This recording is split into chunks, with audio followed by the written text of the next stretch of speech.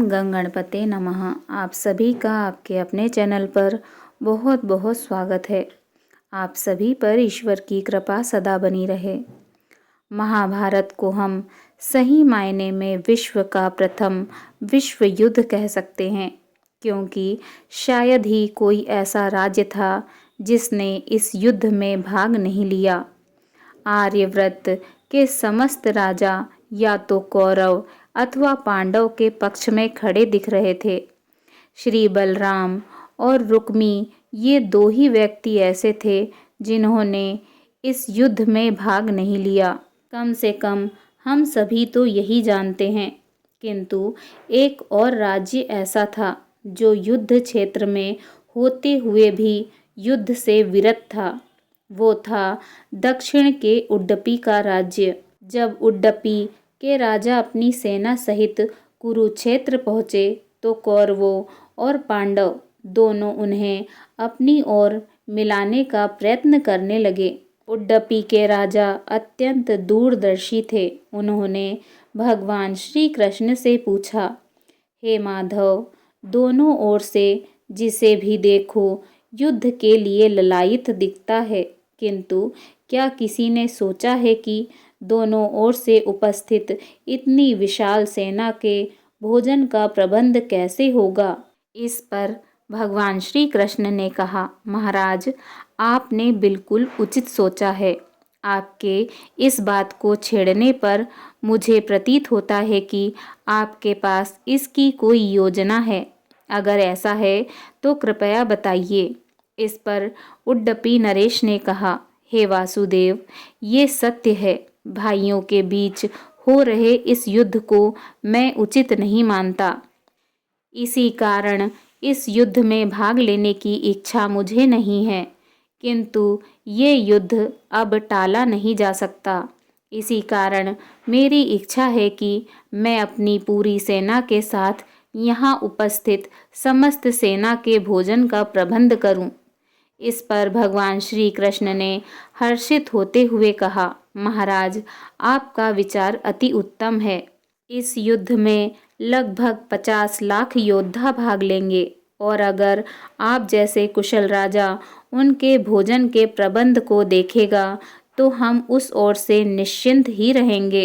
वैसे भी मुझे पता है कि सागर जितनी इस विशाल सेना के भोजन का प्रबंधन करना आपके और भीमसेन के अतिरिक्त और किसी के लिए भी संभव नहीं है।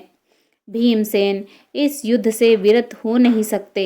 अतः मेरी आपसे प्रार्थना है कि आप अपनी सेना सहित दोनों ओर की सेना के भोजन का भार संभालिए।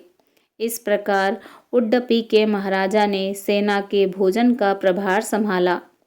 पहले दिन उन्होंने उपस्थित सभी योद्धाओं के लिए भोजन का प्रबंध किया। उनकी कुशलता ऐसी थी कि दिन के अंत तक एक दाना अन्न का भी बर्बाद नहीं होता था। जैसे जैसे दिन बीतते गए, योद्धाओं की संख्या भी कम होती गई। दोनों ओर के योद्धा ये देखकर आश्चर्यचकित रह जाते थे कि हर दिन के अंत तक उडुपी नरेश केवल उतने ही लोगों का भोजन बनवाते थे जितने वास्तव में उपस्थित रहते थे। किसी को समझ नहीं आ रहा था कि आखिर उन्हें ये कैसे पता चल जाता कि आज कितने योद्धा मृत्यु को प्राप्त होंगे, ताकि उस आधार पर वे भोजन की व्यवस्था करवा सकें। इतने विशाल सेना के भोजन का प्रबंधन करना अपने आप में ही एक आश्चर्य था, और उस पर भी इस प्रकार की अन्न का एक दाना भी बर्बाद न हो, ये तो किसी चमत्कार से कम नहीं था। अंततः युद्ध समाप्त हुआ और पांडवों की जीत हुई। अपने राज्याभिषेक के दिन आखिरकार युधिष्ठिर से रहा नहीं गया और उन्होंने उडुपी नरेश से पूछ ही लिया, हे महाराज, समस्त देशों के राजा हमारी प्रशंसा कर रहे हैं कि किस प्रकार हमने कम सेना होते हुए भी उस सेना को परास्त कर दिया जिसका नेतृत्व पितामह भीष्म, गुरु द्रोणाचार्य और हमारे ज्येष्ठ भ्राता कर्ण जैसे महारथी कर रहे थे। किंतु मुझे लगता है कि हम सबसे अधिक प्रशंसा के पात्र आप हैं।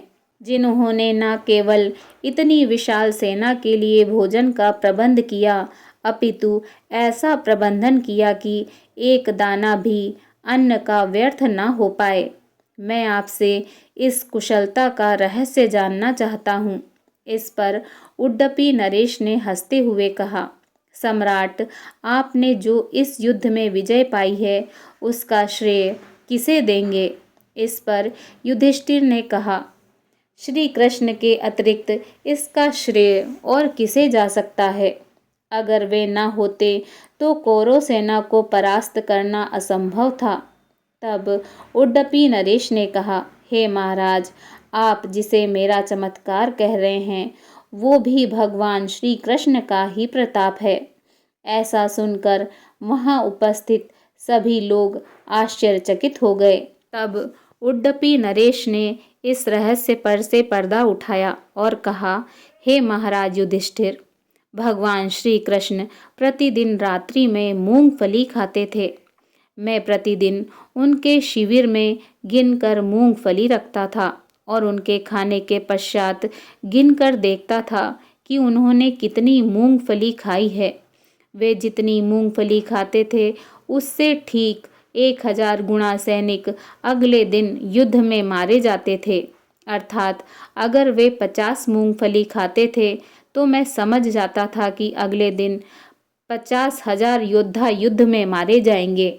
उसी अनुपात में मैं अगले दिन भोजन कम बनवाता था। यही कारण था कि कभी भी भोजन व्यर्थ नहीं हुआ। भगवान श्री कृष्ण के इस चमत्कार को सुनकर सभी उनके आगे नतमस्तक हो गए। ये कथा महाभारत की सबसे दुर्लभ कथाओं में से एक है। कर्नाटक के उडुपी जिले में स्थित कृष्ण मठ में ये कथा हमेशा सुनाई जाती है।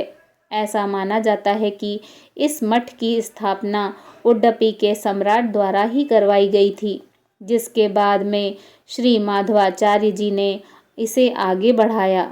प्रेम से बोलिए भगवान श्री कृष्ण की जय।